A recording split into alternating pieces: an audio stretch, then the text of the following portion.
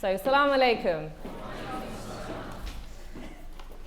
I mean, that was an incredible framing of the discussion that is going to ensue for the rest of the afternoon, thinking about the questions of social justice, about speaking up, about leadership.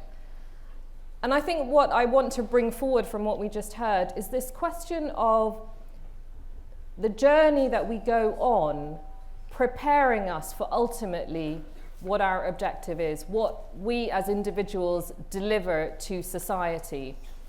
And that journey is very important because often we think about figures who are great leaders and they feel both inspiring but also very abstract, and it can be hard for us to know how we can emulate that, how we can be somebody who speaks up. What does it feel like to be empowered? Ultimately, how can we as individuals make a change in the environments around us? And we've heard a lot about Hussein. We've heard an incredibly moving, passionate, inspiring, energizing directive about Zainab that hopefully when we step out of this room we'll take into our lives. But I also want to talk about what does it feel like as ordinary people to be able to step out and speak up. And one of the things I was thinking about this morning is that we are in the great city of Birmingham, and one of the things you might not know is that in 1965, in February, so just a few weeks earlier than where we are now, there was actually a historic visit by Malcolm X to Birmingham. And actually this had been long forgotten until some footage was uncovered a few years ago. And it was one of his few visits to the UK, and he had been invited by the Muslim community to come and see what it was like in Britain. And he had come to Birmingham to see what had been happening in Smethwick in the riots and the hotbed of racism prior to that. And I think it's worth also thinking about him as a leader, as somebody who also went on a journey, who made a lot of mistakes, who admits that he was developing his learning, his thinking, his knowledge, but whose autobiography and whose life about how you speak up that radical truth that we heard about can inspire all of us. And so I'm very lucky to have an absolutely incredible panel to discuss all of this with. And what I'm going to ask for their help to do, and your help as well, is to understand what does it feel like to speak up, so that when we are trying to speak up, we can recognize the journey that we are on. We can navigate the obstacles, and we can try and anticipate them in advance so that if we do want to become leaders, we know how to do that. And there's two little comments I'm going to put into your thinking before we start talking to them, and I'm not going to talk a lot. They're going to tell their incredible stories. The first thing is, what do I mean by empowerment, by speaking up? And speaking up doesn't mean that you need to stand on this incredible platform, which is in an amazing hall and a fantastic venue. Speaking up can mean just talking to the person next to you and putting an opinion into their minds that perhaps they hadn't considered before. And it certainly feels like, whether we're talking about Malcolm X, whether we're talking about the tumultuous times of Lady Zainab, or actually the world that we live in today, it can feel sometimes disheartening. We can feel disillusioned. We can feel like, does my opinion, does my speaking up really make a difference? And it does, and that's what we're going to hear from our panel today. So that's what I mean by speaking up. It's about speaking to every single person around you, and if you have a platform, having that. The other thing I'm going to do, which is a little bit naughty, I'm sorry to the organisers, but I'm the chair, so I get a little bit of privilege to use to my favour, is that actually what I want us to take from this discussion is that this is about leadership. It happens that my panel are 4 amazing women, but this is about leadership for everybody, because sometimes we labour under this misunderstanding that women are only role models for women and women can only be leaders for other women. And if there's anything that we take from this incredible opening speech that we had, is that leaders are for everybody, and we can learn from men and women, for all of us, to take forward in how to be those leaders. So we might talk a little bit about some of the specific barriers that women face, and it's important that we do, but everyone in this room should take away from our incredible panelists the journeys that they've had about speaking up and leadership. Now, I feel like I talked a lot, so that's kind of the end from me for now. But I'm going to introduce my incredible panel. And you'll forgive me if I take a couple of minutes to really give them their due in their bio, because they have been on some amazing journeys and I want you to know what those are. So to my immediate left, we have Gloria de Piero. Gloria was a political journalist for 15 years, working for the BBC and then ITV's breakfast programme, GMTV. She interviewed most senior politicians during that time, including Prime Ministers Tony Blair, Gordon Brown and David Cameron, who was then the leader of the opposition. She was elected as the Labour MP for Ashfield in Nottinghamshire in 2010, but did not stand for re-election in 2019. And she spent most of her time as an MP on Labour's front bench and in the shadow cabinet. She was the Labour spokesperson for Women and Equalities from 2014 to 2017. Having stepped down from her role as MP, she's now planning on returning to her broadcast career, and this year she is the judge for the Orwell Prize for Political Journalism, and she's a newly appointed non-exec director for the British Board of Film Classification. Next to Gloria, we have Zahra.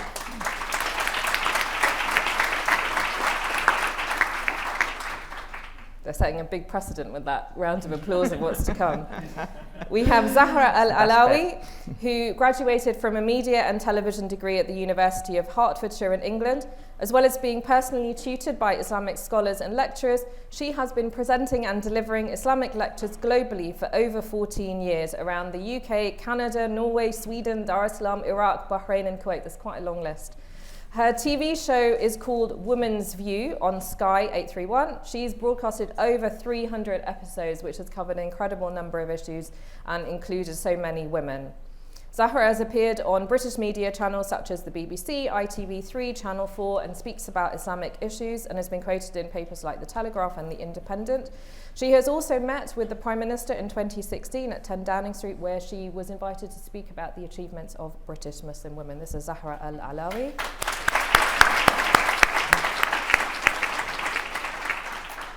Sitting next to Zahra, we have Fatema Dewji. Fatema is recognised as one of Africa's most influential women and author of Marketing for an African Powerhouse and Storyteller, Build a Story for Your Brand.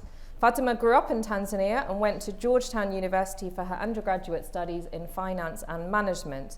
In 2010, she started working for MeTL, Mohammed Enterprises Tanzania Limited, one of the largest business houses in Africa.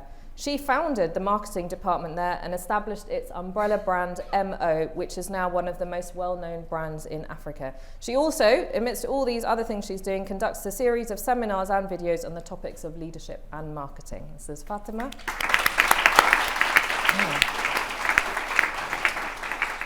And last but not least, we have Heidi Allen, who was an MP for South Cambridgeshire in 2015 and again in 2017.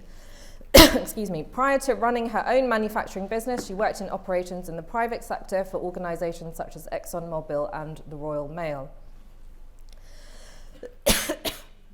She began her political career as a Conservative and was a lead campaigner on the government benches and at the heart of the funding and structural improvements for universal credit prior to resigning the Conservative whip to sit as an independent in February 2019. And then she went on to become part of the group who formed Change UK in March. Excuse me for my cough.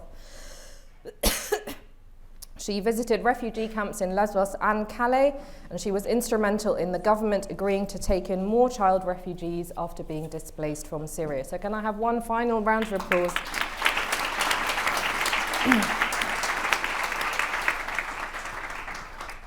So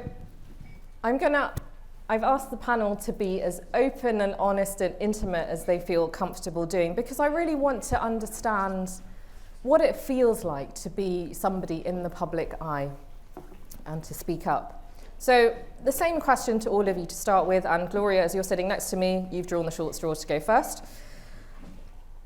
I think it can be quite easy for people to see someone in the public space and feel like they were formed and ready to talk publicly and take a stand, thank you. But actually, I'm wondering, was there a moment where you had been inspired, you felt passionate about speaking up, but didn't realise it until you woke up one morning and said, oh my goodness, I'm speaking up? What was that moment and what did it feel like? Thank you for having me, by the way. It's a pleasure to be with you this afternoon in the city, actually, where I went to university. I feel, can you hear me okay? Yeah. I feel every time I think about my life, and even the fact that I'm sat here now and talking to you, I actually can't believe that I've achieved any of these things. And the reason why is because when people say to me, you should inspire people, you should write about your journey, and I think, well, no, because the statistics actually show that the chances of me, a woman, a girl who grew up in child poverty in a work-class household, getting into journalism, well, that's sort of 70% sort of male and, you know, posh, private school. My own party, the Labour Party, you know, 'cause frankly, it is going backwards in terms of working class representation. And so I found getting here quite, not here, but doing the things that I've done, quite a difficult journey, because I didn't feel like this life was meant for me. So in terms of moments, so today we won't just talk about gender, but class is a part of, and the battle for sort of working class equality, which hardly ever features in our diversity debate, weirdly, is part of me and part of my story. And so I've spent most of that journey there thinking people are better than me, cleverer than me, and thinking, hang on a minute on that moment, hang on, you are maybe more lucid than me, but actually the content's not that great. And these sort of moments of realisation are really quite empowering. And I remember when I was a journalist, and I was ready to leave breakfast television, because frankly, getting up at 3 o'clock in the morning can start to get to you. But I went to talk to BBC, the BBC News channel as it was then, News 24 as it was then. I didn't really want to work there, but I was having lots of chats. And the woman who was talking to me, she said, well, you know, you're very qualified, but you are not from an underrepresented demographic. To which I said, well, how many people who grew up on free school meals in Bradford do you have on your news channel? And she looked really embarrassed. Now, would I have said that if I'd wanted the job? I'm not sure, I've got to be honest. But you know, but I just felt like, because I didn't want it, she had to think, I wanted her to think about what she was saying. How do you know I'm not from an underrepresented demographic? And it was so that moment, I guess if there is a single moment, and I say there have been many, but that moment I did feel like, well, that told you. and I thought she needed to be told. I feel like you're going to get a round of applause for that. Oh, there's going to be a lot of applause this afternoon. I want to return to that a little bit later. There were two really interesting things you pulled out there. One was realising that somebody is basing a judgment on an assumption, and actually it can take time sometimes to work out what the assumption is. So I think we should come back to that. And it sounded almost like you said it because you had nothing to lose. And that's quite empowering too. So let's come back to those later in the discussion. Zahra, what was that day in your journey where you thought, oh my God, I'm speaking up, and what did it feel like? Well, first of all, I would like to say peace be upon you all. I give you the Muslim greeting of Assalamu alaikum. Alaikum salam. So first of all, I would like to express my absolute pleasure in sharing a platform and a panel with such inspirational women. I did have a sneaky search online and read about your journeys. And it's amazing because when we talk about female leadership, we are all so different. Our journeys are so different, but it's so motivating. And I think that is crucial in seeing everyone's journey and how motivating and inspirational each individual journey is. Talking about speaking up, I want to take you way back when I was much younger. And I remember being in school, and this is maybe 20 years ago, so I've been lecturing about 16 years, and I'm more into religious lecturing, just for the audience that haven't seen any of my shows or my speeches. I'm more in the religious institutes of lecturing, and have been presenting, I would say, regularly on TV for the past 10 years. So taking you back 20 years ago, let's say, I remember being in school, and back then, now schools are very secular. Back then, I think there was a lot of religious influence in school, although I went to a public school. So the school had organized a session where they had different religious speakers coming in, from Christianity, from Judaism, from Islam. And all the religious speakers that had come in were men. And I remember being a very young girl, and I looked up to them, and then they said, do you have any questions? And I remember very clearly this moment where I looked up to them and I said, well, how come there isn't any women speaking up in the panel? And they had organized this for a week. So there was religious speakers. And then each individual from the religion of Islam, from the religion of Christianity, and from the religion of Judaism, for example, the priest suggested that, well, he didn't say, but he suggested that the position of women in church isn't that prominent. And then the religion of Islam said the same thing about female leaders in Islam, and the same thing with the other religions. And I always thought, why cannot we have female leaders in religion and representing religion? So that was number one, and I've always had a passion of speaking. I come from a family where there's a lot of female lecturers, not female lecturers, religious lecturers, and obviously majority of them are men. And I always thought, why can I not speak? Why can I not represent the religion? And the more I grew up, the more I researched, and the more that I looked into the history books, I saw that this idea was all culture. This is the idea that even sometimes people had come up to me and said, Zahra, the best place for a woman is to be at home, raising the children. It's not very appropriate for you to go out and speak and people to look at you. And then the more I looked at the history book, the more I saw that this was culture, this was society's ideas. And Islam, when you look at Islamic history, you see that there was some very, very strong female presence in Islamic history that built Islam, and if it wasn't for those women, Islam would not be here today. So you could say Islam was built on the back of women. Most things are. Most things usually are. Most things are, definitely.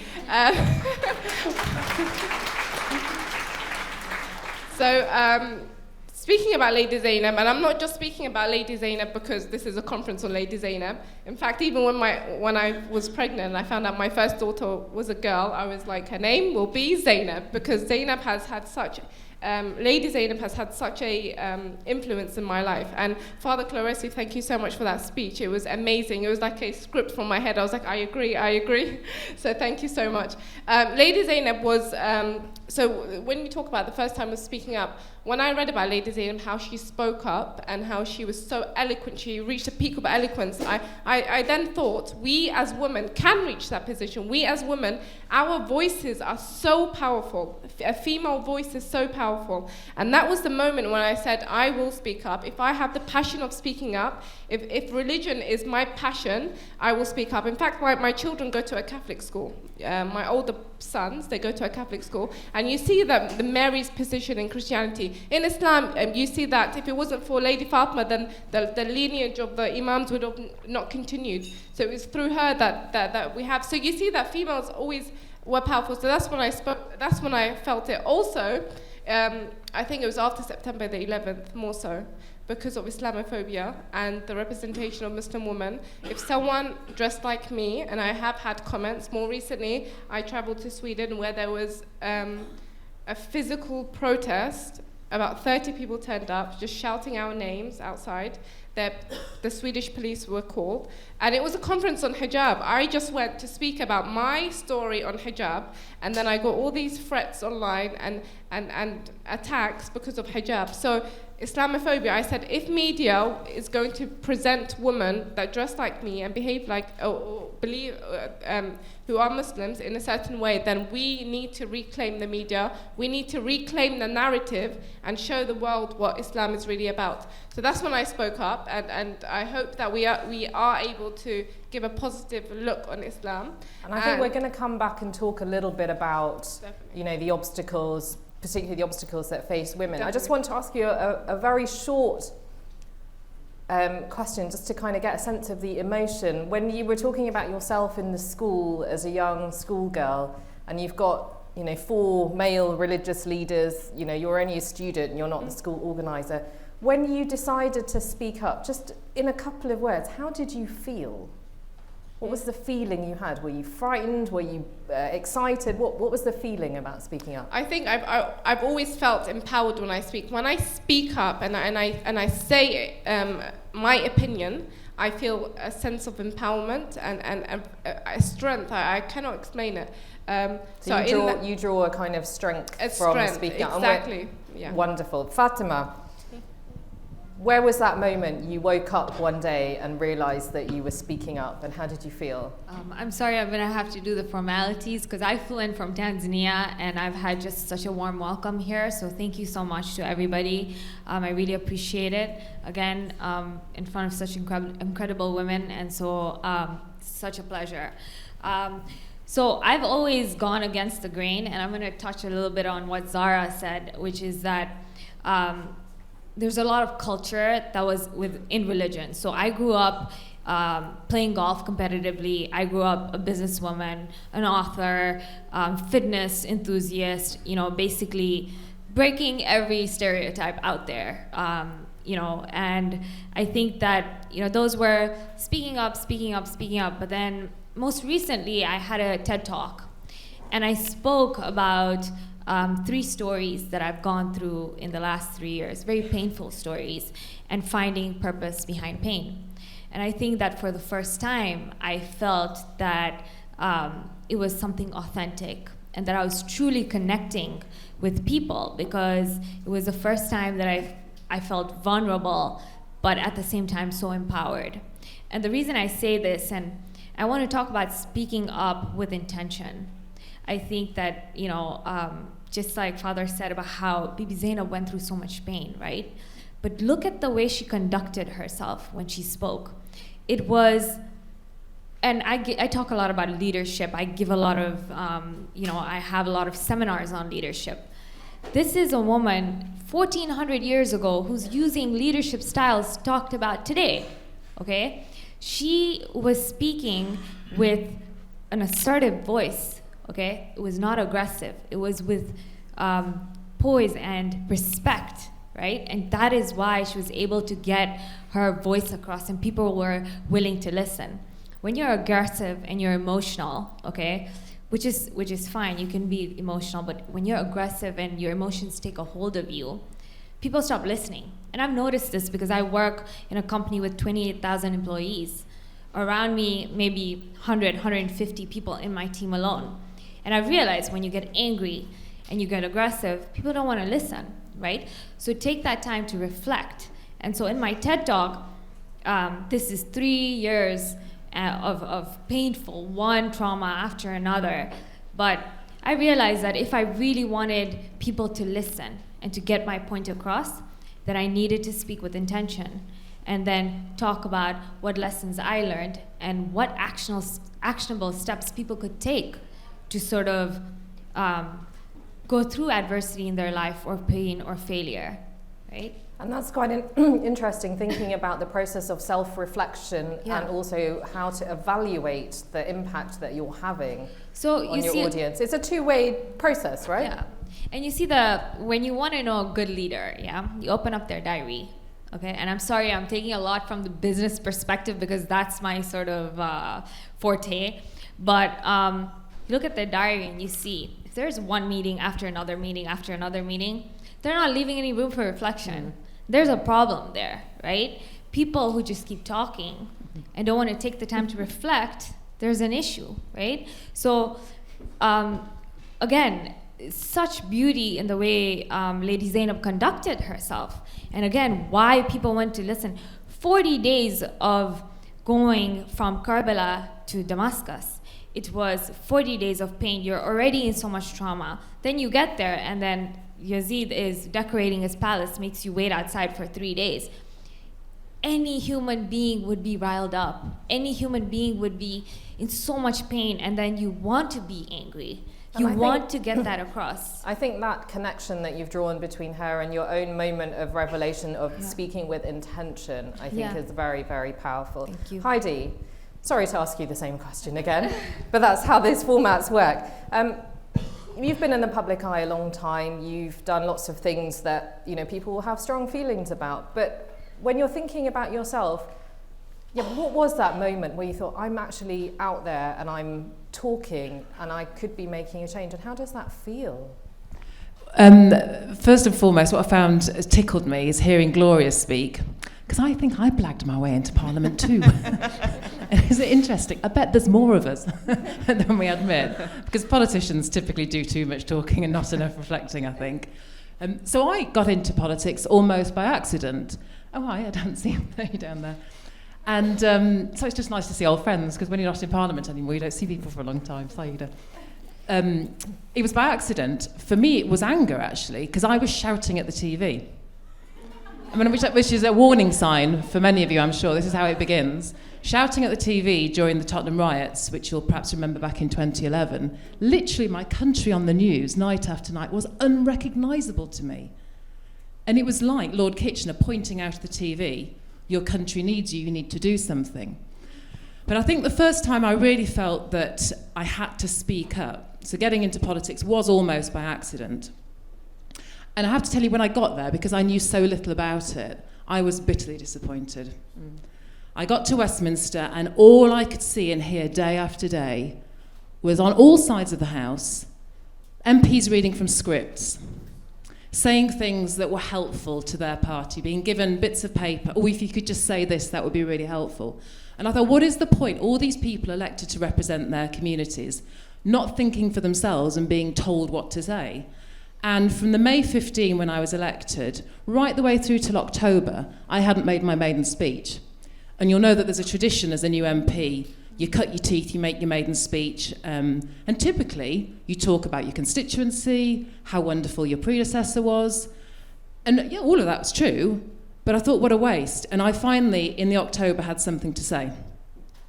And it was the time when George Osborne, the Chancellor, my Chancellor, because I was still in the Conservative Party, was about to cut tax credits for millions of families around the country before the national minimum wage had been increased and before the income tax threshold had changed.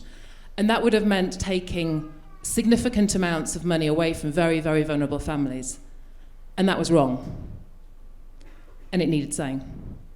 So the great thing about your maiden speech is nobody can interrupt you. It's a good tip if you want to say really something, handy. Get it out there. And what I hadn't understood was quite the scale of the impact in the media if you say something unconventional in your maiden speech. But let's put it this way, in the following autumn statement, he took out the cuts to tax credits.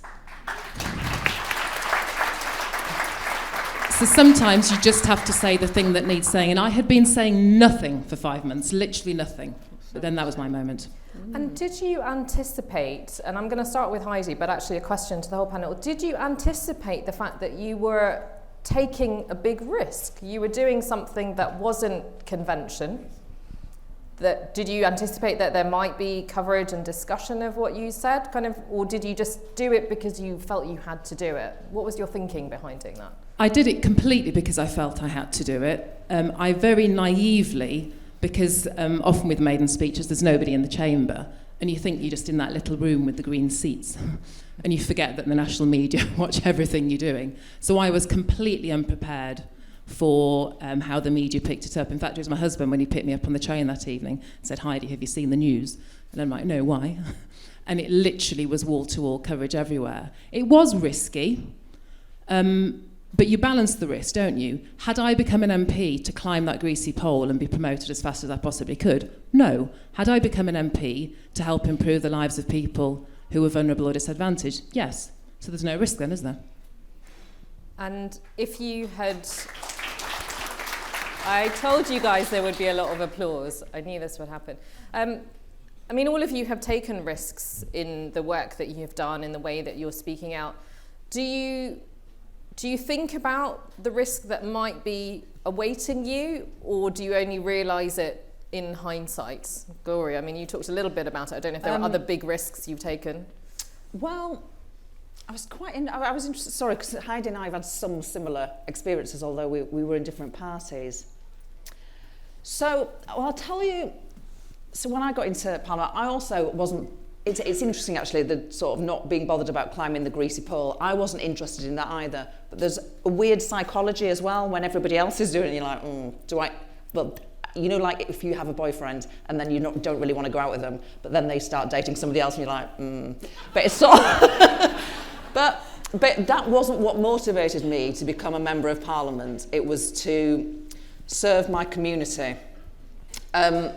So I had been on television before I went into Parliament. And so obviously my party HQ kept wanting me to go on these general TV general panel TV programmes, your question times, your any questions. So what happens is really interesting, and I couldn't, I don't know if this is risk, but this is where I realised I could not do this. So I went in for my question time briefing, and the Labour Party, some very lovely, clever people in the Labour Party, talk to you about the issues that might come up, and as if you can open my head, pour some information in, and then when I'm asked that question, that will come out that evening. Oh, and they give you a 70-page document to memorise as well. So I did question time, and I wasn't very good, funnily enough. Because some people can do that, by the way. Some people can do that, pour information in head, and it will come out beautifully, and they'll remember what was on page 25 of that briefing document, and it comes to them. I could not do that. Now, I didn't screw up, because I was just really boring, because I was thinking, what was on page 22? What am I supposed to say to this question? And funny enough, if you're trying to remember what was on page 22, then you're not very passionate or interesting. So was that a risk? Well, I don't know if it was a risk, but I decided then that if that is what is I couldn't do that. I will go on television if my constituent has taught me something or if I feel passionate about a cause, but I could not do those general panel programmes. And it probably hurt my career a bit, but it was worth saying no to that to avoid looking like a robot on national television every week. So I don't know if that, but I think I suppose if there's a lesson to that, it's important to acknowledge what we're not good at either. I don't think it's particularly bad that I couldn't be a robot. Do you think it was good that you took the risk, even if in your mind it didn't pay off? Well, I think the risk, bizarrely, was deciding not to do that it wasn't worth compromising myself to have to remember a lot of lines. And actually, there were other people that were better at remembering those lines than me, so let them do that. So the risk was perversely not doing that. So I think two of the things that I'm taking away from that, and feel free to jump in, is I think sometimes when you're as you were saying, of a particular underrepresented background, you feel a responsibility on your shoulders to know everything, massive, to answer everything, and to be able to deal with everything. And I don't know what other people on the panel think, but that's just not possible. But it feels like there's a burden to do that. I mean, Zahra is nodding, and I wonder in your work if, on the one hand, you're expected to know everything about politics and extremism and feminism and deal with people from a wider society who might be judging you one way for being dressed as you are, and also, and to put it very bluntly, Muslim communities who might also be judging you. How do you deal with this pressure of having to be everything to everyone? Or do you have to be? I think just mirroring as a reflection of what you said, we're also a minority of a minority. So the pressure of speaking out and representing is very vital. And the challenges is, number one, these are the challenges that I have faced. Number one is from Islamophobes. Islamophobia is very real, and I think it should be addressed and talked about. Number two, and quite surprisingly, the majority of attacks that I have had is from feminists or feminist groups. And it's quite ironic because they say, well, the way you dress, or if you talk about hijab, then you are supporting oppression on women because there are some women that are oppressed. But then I say, but if you want to liberate or help a group of women, why are you oppressing another group of women? I can dress the way I want, and everyone has the freedom to dress the way they want. And that is the freedom of choice. So when we talk about women have the freedom of choice to dress how they want, every female should have that freedom to choose. But when we choose to dress like this, then you have the feminists saying that you are helping or supporting oppression around the world. Well, in fact, much of my line of work is traveling to different countries and helping the women that are oppressed. But that's number two. And number three, like you said, from the community, there are some, until now, that there are some individuals that feel that we shouldn't be out there representing the religion. So those are the three challenges, and I think it's more of a duty, like when you spoke about minorities or different backgrounds, it's more about a duty to represent and stand up and speak, and I think that is vital. Fatema, I mean, you set up one of the biggest brands in Africa, and you have founded a whole new department, you've created all these seminars, and you're talking about leadership. But do you sometimes feel like the person you are inside you is different from the way that other people see you? And how do you deal with the fact that these two are different things? Heidi's kind of nodding in the back as well. I'm wondering if being on the front pages of the newspapers and who you are inside. That's somebody else. That's not me. How do you deal with that dissonance between what you're trying to achieve and what other people are saying about you? So I think one story comes to mind. I remember I had 15 interns from Harvard University who were coming to work with me for 3 months. So initially we were liaising over email, so they have no idea what I look like, and no idea about anything except for what we're talking about over email. And then they walk into my office and they're like, we're looking for Fatema. And I'm like, hey, hi, how are you? I'm Fatema. You should have seen their faces. They were just like, what? Oh my God, we're gonna have to deal with her. And I could sort of draw that, from, and the thing is that when you go through all these obstacles growing up, golf is one of those things that I've been playing since I was 6 competitively. Mental toughness, it's a good thing, and it's also a social sport, so you get to really know people, understand people, and so I just I don't get upset, I sat down and I started talking, and I know what I'm talking about when I'm talking about business or marketing. These are my subject lines, and 15 minutes later, they forget about everything else, right? You see, I think sometimes it's okay that people, because of whatever their backgrounds or whatever's in the news, it's your encounter with them that matters, right? People talk about changing the world. Change your circle, right? Change the way you connect with people. Change the way you speak to people. And you'll see what a huge difference it's gonna make. And I've seen what a huge difference it makes in my line of work. Sometimes, I get just yesterday, a lot of random, very weird questions coming my way. But how do you deal with it in that situation? The emotional intelligence, right? All that matters. So I think that plays a huge role. And that's part of the art of speaking up, isn't it? Is to not be distracted by all the random questions that come your way, but to stick to what's important to you. And also, and for whatever reason, because I think I grew up, and I want to talk a little bit about culture, okay? I grew up in a society where culturally, being a golfer, being a businesswoman, all these things are just like, what are you doing? This is very strange to people, right? But I also grew up with a father who said, I don't care. I remember when I was 6 years old, I started playing golf, right? And what would happen is I'd come back home from school and go to the golf course, come back, do my homework, and I had a net, and I'd hit 200 golf balls every single night. And this was every single day, right? Like no breaks. So I go to my dad one day and I'm like, what are you doing to me? I'm like, I'm a woman, like I'm a girl, what are you doing? Because my brothers had the same schedule, right? And he's like, I don't care. I don't care if you're a girl.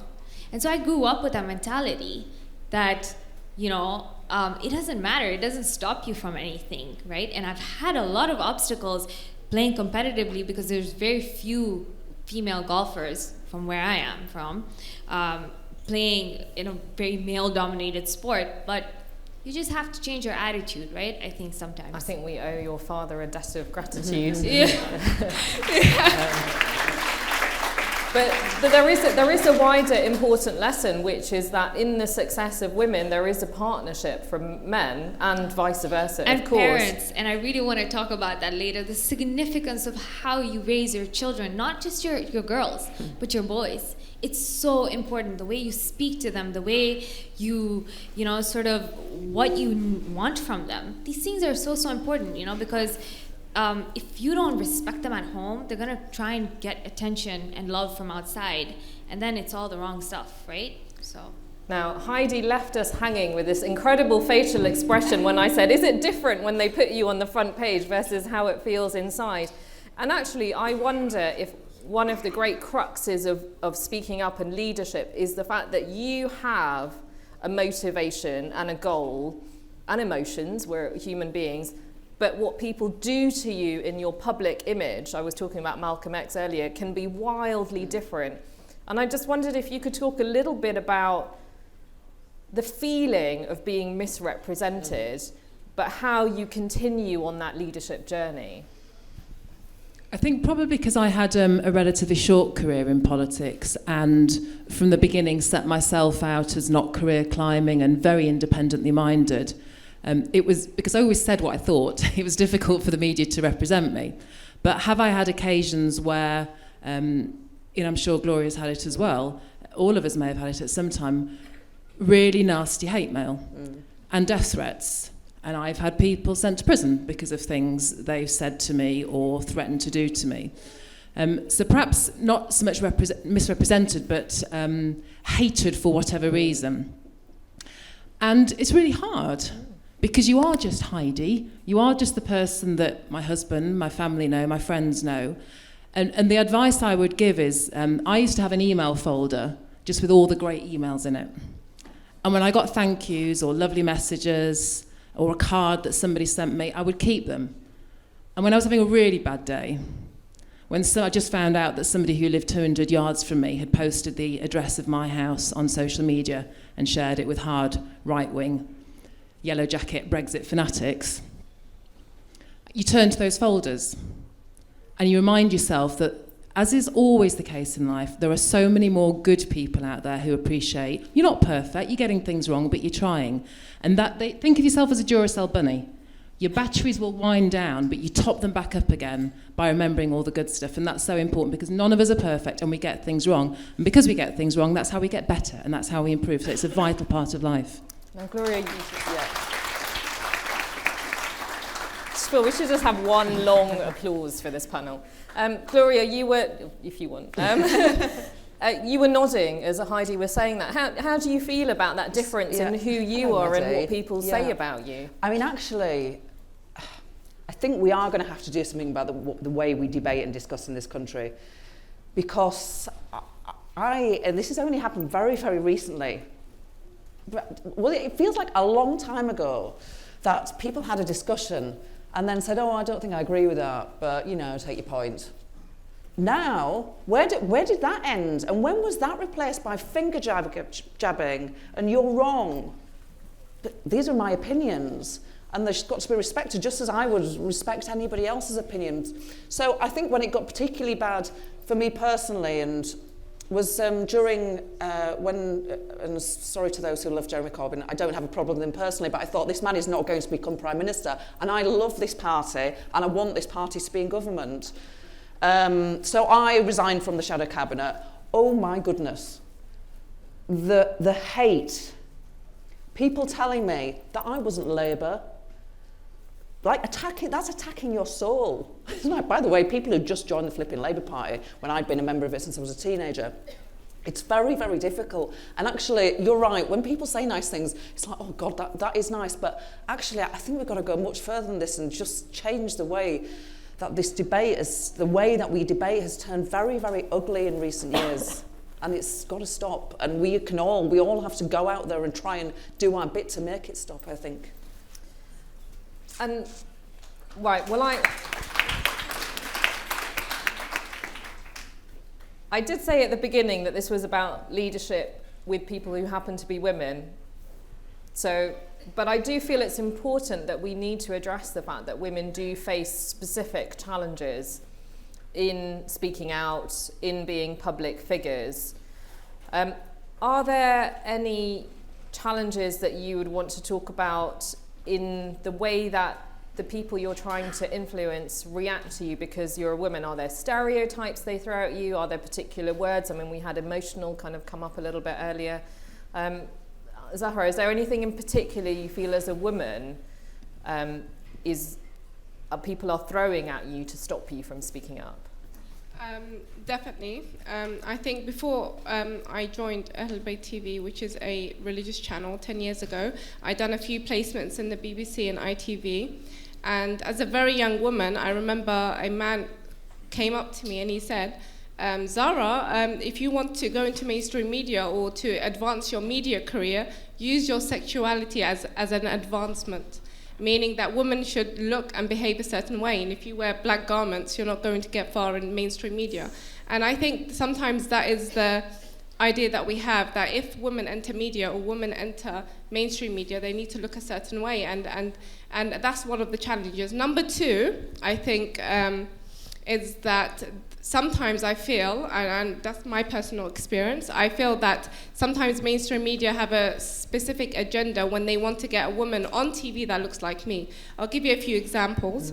So when they have news bullets, they have the VTs, the news VTs that they put within the news channels. I remember Channel 5 had called me because it was during the time when the burqa ban was happening. And before they invite you on or they film you, they give you a cold call beforehand, just asking you a couple of questions, seeing what's your views.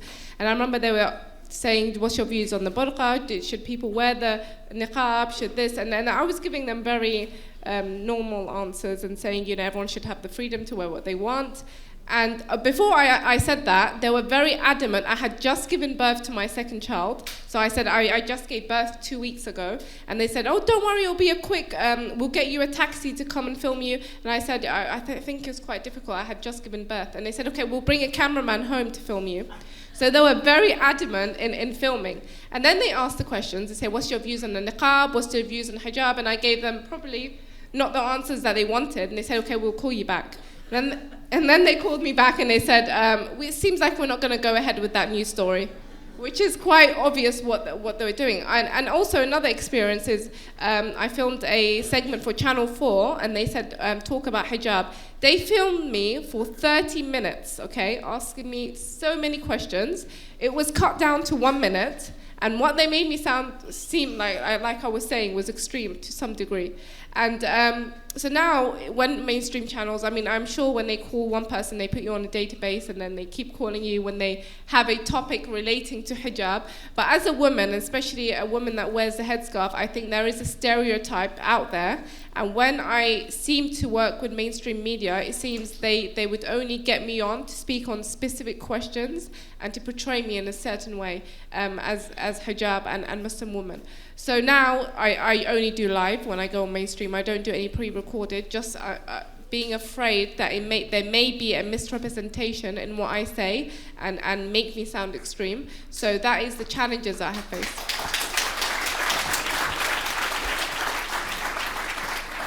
I think it's very interesting you're talking there about how when you're trying to bring a new truth into the public discussion, people can push back in ways that aren't obvious. People don't just say, we don't agree with what you're saying, you can't say that.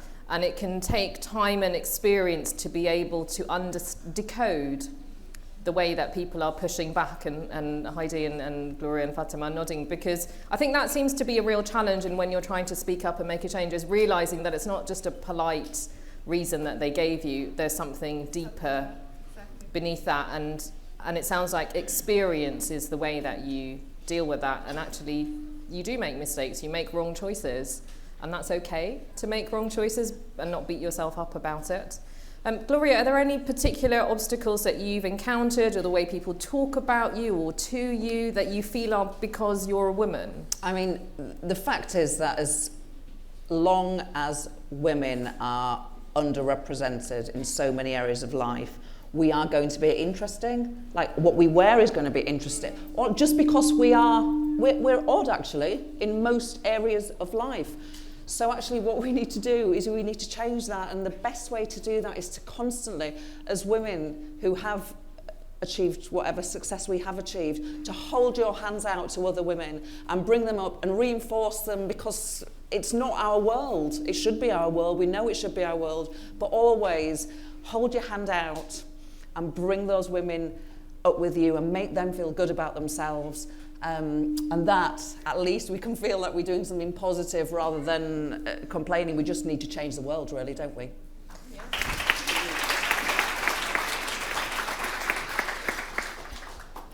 Fatema, if in your line of work, are there any particular obstacles you faced as a woman, and how have you dealt with those? Specifically kind of for being female rather than just trying to create change. Well, I think in every step that I take, people have something to say. I think that I remember I started an empowerment initiative where I put 50 women in the limelight. I would interview over 50 women, and each of them would share their stories, right, of their challenges, their adversities, and these were women in Tanzania, so that other people could resonate with their stories and sort of take some lessons that could empower them, right? Just like you said, that it's so important that it's like handing a hand to another woman. So one story comes to mind of a woman called Rose, and she and in Tanzania and a lot of developing countries, what happens is when you have widows, they're kind of thrown out of their families with their children because, you know, it's just the culture, right? And so a lot of these widows, they don't have, you know, like they're not self-reliant, so they're on the streets now. They have nothing to do. And so this one woman, and she comes to mind because I think it's just amazing what she did. She came up with this initiative where she created an association, and she was teaching skills to other widow women and creating a support network, right? So that they could be self-reliant, so that they could educate their kids, right? And throughout this process of me doing these interviews, whether it was this or whether it's with my business work, it's always like, what are you doing? This is kind of not our culture. You know, what? I go to bed asking myself two things. Am I pushing the human race forward? And am I a better person than I was yesterday? Other than that, I really think that, you know, it's my personal journey, and that's what matters. So.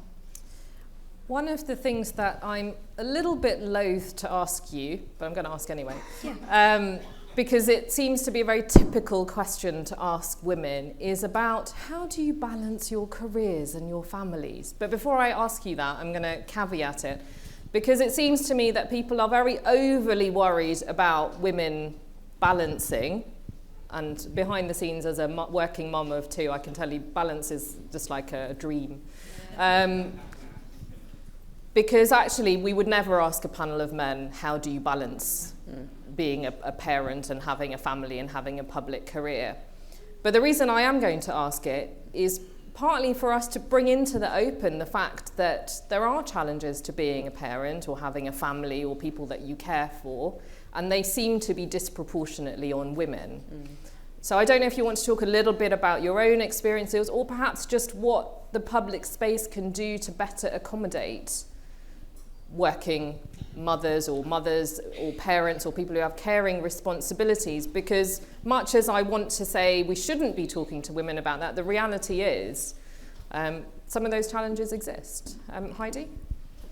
So I don't have children, but I never forget being in Parliament that there could be a very late vote on a Monday night, it's 10 o'clock, you're still waiting, and seeing the very sad picture of a female MP sat in Portcullis House with their iPad, Skyping their kids wherever they are, and it's one heck of a sacrifice.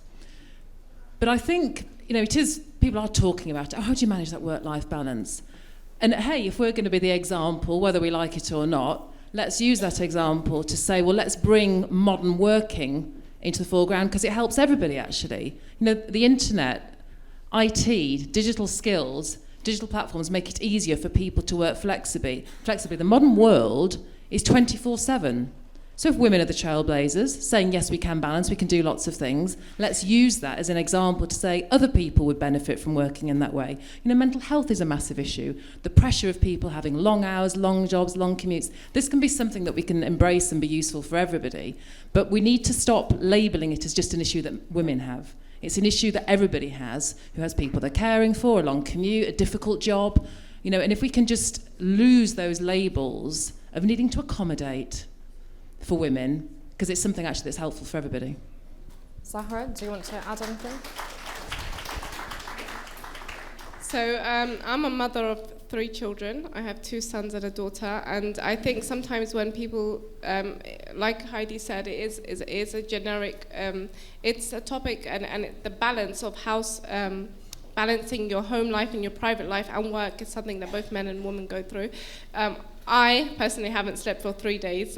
My dad is in very a difficult condition in hospital. He fell 3 days ago. So I've been balancing going to hospital. I have a 1-year-old daughter. So not sleeping at night. I've probably slept 2 or 3 hours for the past 3 nights, but it's pushing through. But also more specifically to women, I think we underappreciate the struggle that women go through between balancing children, housework.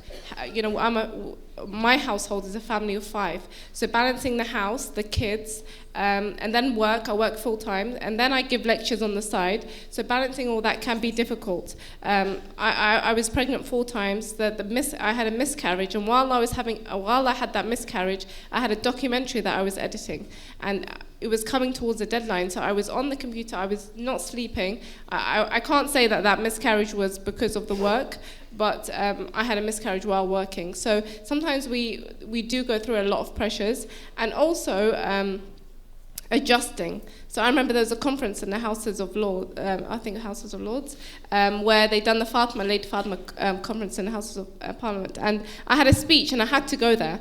And then last minute, my childcare pulled out, and I had 1 son at that time, and a quite active son. And I said, how am I going to go to Houses of Parliament with a son and give a speech, and I've got this boy?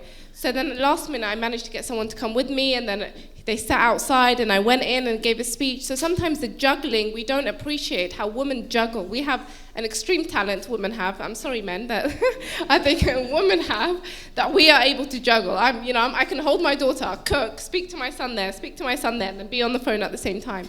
And I think we have an extreme talent of juggling everything at the same time that we do not appreciate. So everyone here, appreciate the women and the wives that you have, and the women that you have in your life, because we go through extreme struggle to just do what we do.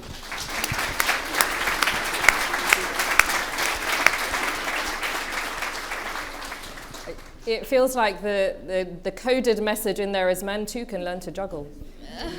But there is a more serious point, which actually, when we're thinking about what it looks like to be a leader, and we imagine that leaders are on pedestals and they're entirely consumed by their leadership journey and bringing justice and truth to the world. Actually, for most people who are in the public space, they're busy living lives that can be very difficult and very challenging.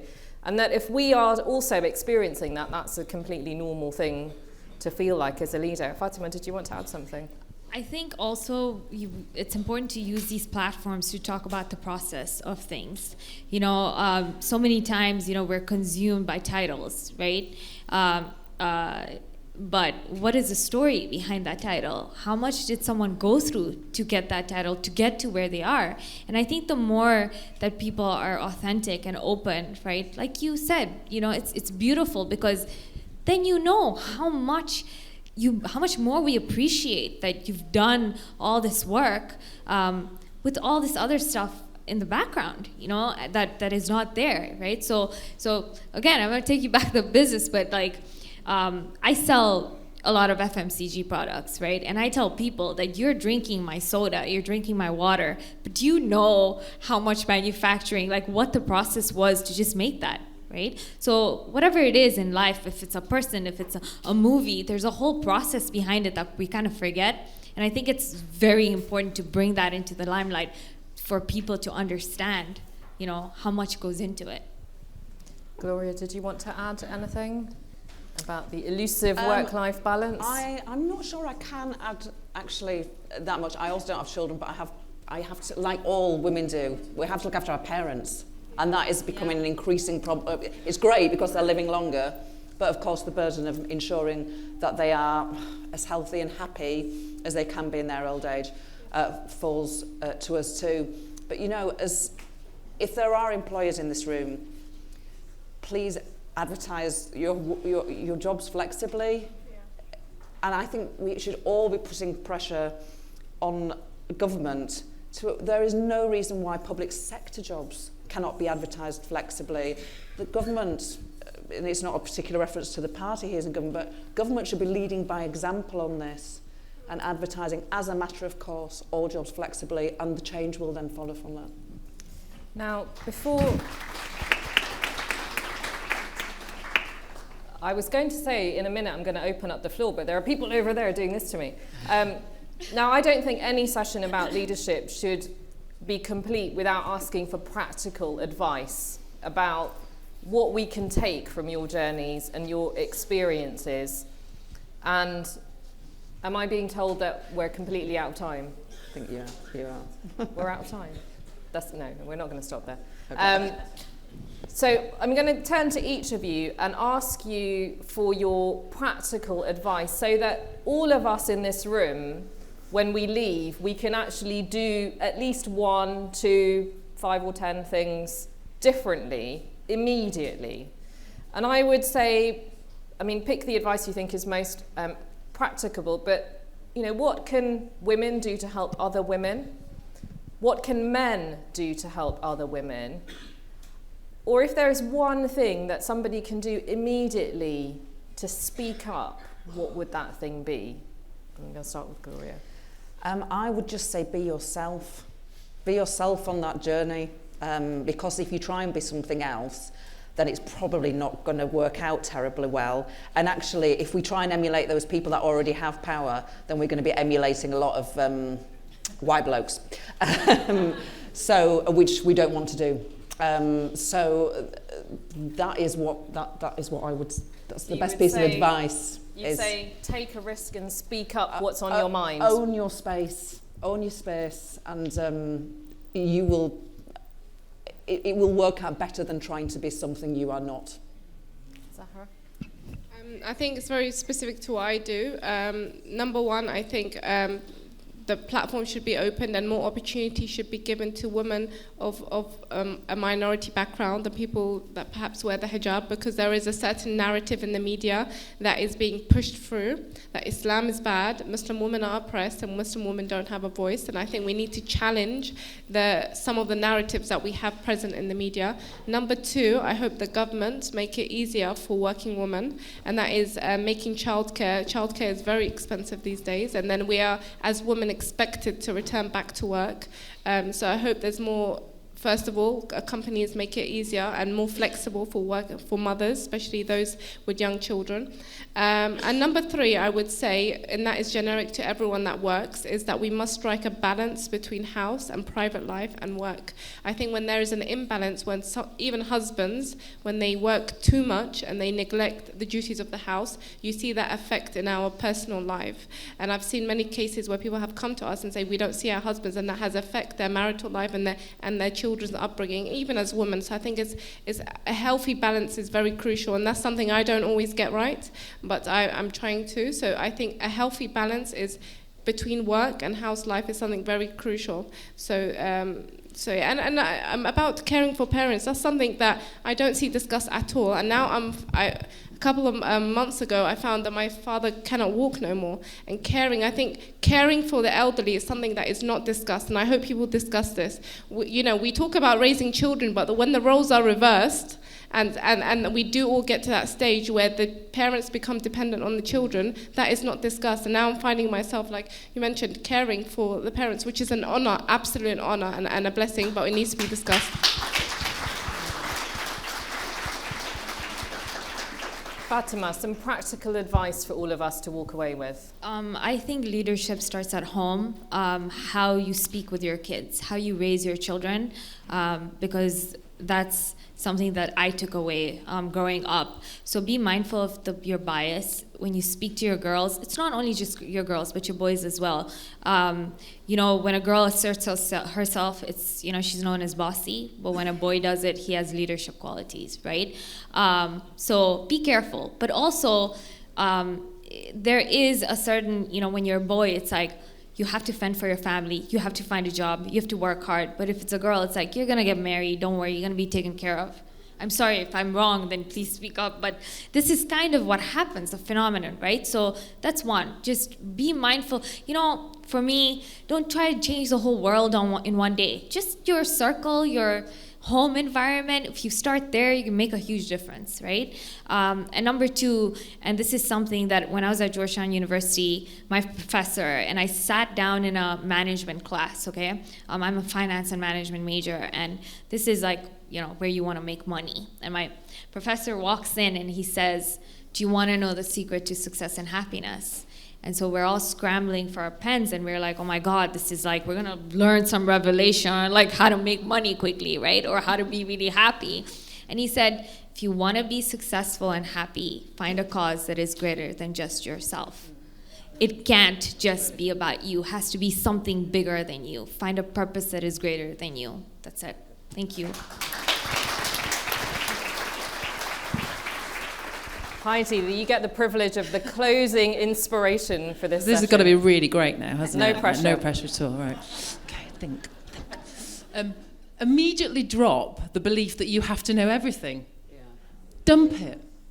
You don't. The strength actually is the people you surround yourself with, because they know that bit, they know that bit, and they know that bit. And collectively, you're a team and you are so much more effective as a team. And that is leadership.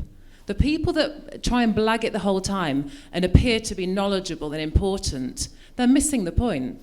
You know, we need good teams. Teams change the world, not individuals. So just dump that thought that you have to be perfect.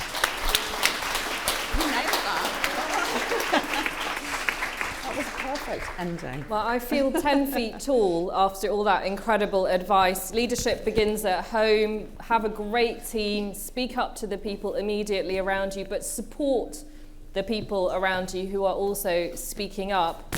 And leaders don't know all the answers. Behind the scenes, leaders are struggling. They have their own challenges to balance, and leadership is a work in progress. And as we heard earlier, it's about preparing yourself for that moment. I'm so grateful to the incredible leaders, who happen to be women, on the panel who have shared very honestly and intimately, and for that I'm very grateful, because being brave and sharing your story is also a mark of great leadership. So please join me in thanking Gloria, Zahra, Fatema and Heidi.